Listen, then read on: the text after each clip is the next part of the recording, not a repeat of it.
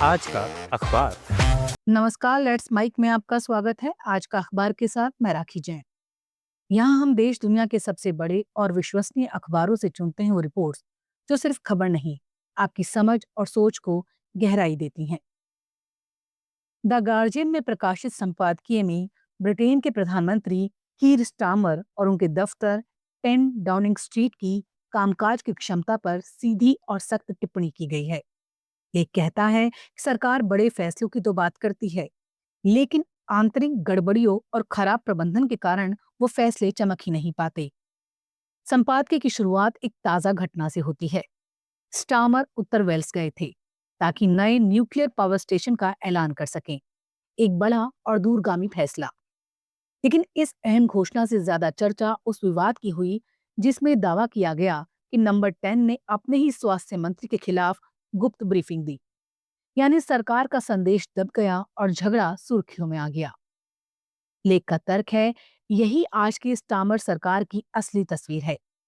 एक तरफ वो बड़े काम करने की कोशिश करते हैं, दूसरी तरफ सरकारी मशीनरी चलाने में कमजोरी इतनी है कि उनके संदेश जनता तक पहुंच ही नहीं पाते।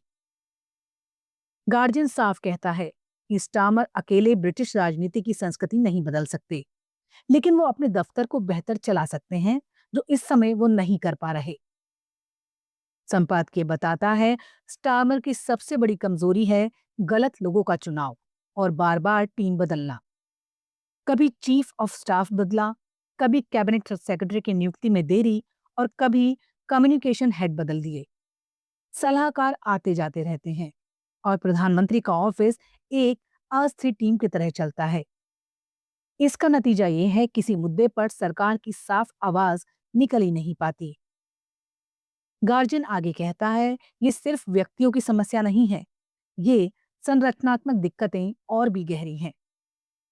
ब्रिटेन के इंस्टीट्यूट फॉर गवर्नमेंट ने प्रधानमंत्री कार्यालय में बड़े बदलाव सुझाए थे, जैसे कैबिनेट ऑफिस और नंबर 10 की भूमिकाओं को अलग करना या शीर्ष अफसरों की जिम्मेदारियों को स्पष्ट करना। लेकिन स्टार्मर ने सत्ता संभालने के बाद इस दिशा में कोई ठोस कदम नहीं उठाया। अंत में संपादकीय कहता है, इस अव्यवस्था का सबसे बड़ा नुकसान खुद स्टार्मर को हो रहा है। जनता सरकार के काम को समझ ही नहीं पा रही और संदेश खो जाते हैं, और प्रधानमंत्री चाहकर भी एक मजबूत नेता की तरह उभर नहीं रहे। गार्जियन का संकेत साफ है, स्टार्मर सरकार को देश चलाने से पहले अपना ही घर ठीक करना होगा। Let's mic. आज का अखबार। अल जजीरा में प्रकाशित लेख में बताया गया है कि अमेरिका में 43 दिन चला इतिहास का सबसे लंबा सरकारी शटडाउन आखिरकार खत्म हो गया है। लेकिन कहानी यहीं खत्म नहीं होती। असल सवाल है, अब आगे क्या? लेख साफ कहता है, राष्ट्रपति ट्रंप ने जिस बिल पर हस्ताक्षर किए हैं, उससे सरकारी दफ्तर तो खुल जाएंगे, लेकिन जिस मुद्दे पर असली लड़ाई थी, कम आय वाले अमेरिकियों के लिए हेल्थ केयर सब्सिडी, वो अभी भी लटका हुआ है। यानी सरकार खुल गई, लेकिन टकराव जस का तस बना हुआ है। लेख का पहला बड़ा पॉइंट यह है, लाखों सरकारी कर्मचारी वापस काम पर तो लौटेंगे, लेकिन पिछले 43 दिनों की उथल-पुथल से हुए नुकसान की भरपाई आसान नहीं होगी। कई विभाग ठप पड़े थे, सैलरी नहीं मिली, एयरपोर्ट्स पर अफरा-तफरी मची थी, निर्माण प्रोजेक्ट रुक गए थे और करोड़ों लोगों को मिलने वाली फूड स्टैम्प जैसी योजनाएं लगभग बंद पड़ चुकी थीं। अब उन्हें धीरे-धीरे पटरी पर लाया जाएगा, लेकिन इसमें समय लगेगा। दूसरा अहम मुद्दा है राजनीतिक टकराव। लेखी समझाता है, शटडाउन इसलिए हुआ क्योंकि डेमोक्रेट्स चाहते थे कि हेल्थ केयर सब्सिडी बढ़ाई जाए, ताकि करोड़ों गरीब अमेरिकी अपनी बीमा योजनाएं जारी रख सकें। रिपब्लिकन इसके खिलाफ थे। इस रस्साकशी ने पूरा तंत्र रोक दिया। अंत में कुछ डेमोक्रेट्स टूटे और बिल पास हो गया, लेकिन पार्टी के भीतर भी नाराजगी बढ़ी।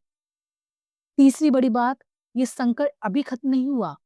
बिल सिर्फ जनवरी के अंत तक सरकार को चलाने की मंजूरी देता है। हेल्थ केयर सब्सिडी पर फैसला दिसंबर में होगा। अगर उस वोट में समझौता नहीं हुआ, तो जनवरी में अमेरिका दोबारा शटडाउन के कगार पर होगा। लेख चेतावनी देता है, अगर सब्सिडी नहीं बढ़ाई गई, तो लाखों अमेरिकियों का बीमा प्रीमियम दोगुना हो जाएगा। मतलब, या तो जेब पर और बोझ या फिर बीमा छोड़ देना। कुल मिलाकर ये लेख बताना चाहता है, सरकार खुलने के बावजूद अमेरिकी राजनीति का तनाव बर्फ के नीचे जलती आग जैसा है। प्रशासन को सेवाएं बहाल करनी होंगी, आर्थिक नुकसान से निपटना होगा और सबसे बड़ी बात, हेल्थ केयर का झगड़ा अभी भी सामने खड़ा है। अल जजीरा का संदेश साफ है, ये शटडाउन खत्म हुआ है, लेकिन अगला शुरू होने के खतरे अब और बढ़ गए हैं।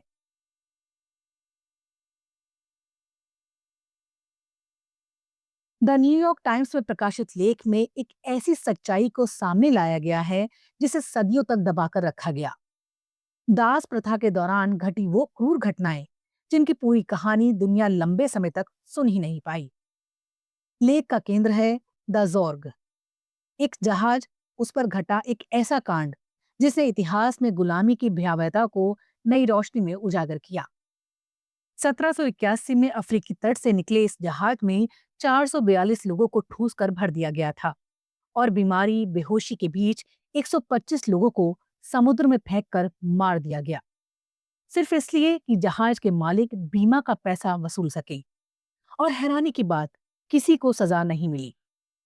लेख बताता है, सिद्धार्थ कारा की किताब द जोर्ग सिर्फ एक जहाज की कहानी नहीं, बल्कि उस पूरे नेटवर्क की परतें खोलती है जो पश्चिमी देशों, अफ्रीकी साम्राज्यों, युद्धों और व्यापार के गठजोड़ से मिलकर बनी गुलामी की मशीन को चलाता था। एक महत्वपूर्ण लेकिन असहज सच लेख साफ करता है, अफ्रीकी गुलाम व्यापार में अफ्रीकी समुदायों की भूमिका भी बेहद बड़ी थी। बहुत से गुलाम अफ्रीका के भीतर ही लड़ाइयों में पकड़े जाते थे, फिर सैकड़ों किलोमीटर पैदल चलकर तट तक लाए जाते, जहां विभिन्न अफ्रीकी व्यापारियों के हाथों बिकते हुए अंत में यूरोपीय व्यापारियों के जहाजों में पहुंचते।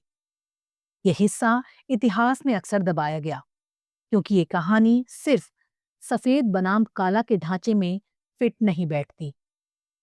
लेख आगे उन भयावह किलों का भी जिक्र करता है जो आज भी अफ्रीकी तट पर खड़े हैं, अंधेरे, बदबूदार तहखाने, जहां बंद किए गए लोगों के लिए डोर ऑफ नो रिटर्न से आगे सिर्फ मौत, यातना या गुलामी बचती थी।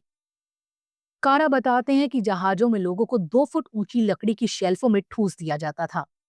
जहां जहाज हिलता तो लकड़ी उनके शरीर को चीर देती थी। किसी की मौत हो जाए तो भी बाकी लोग उसी के पास पड़े रहते।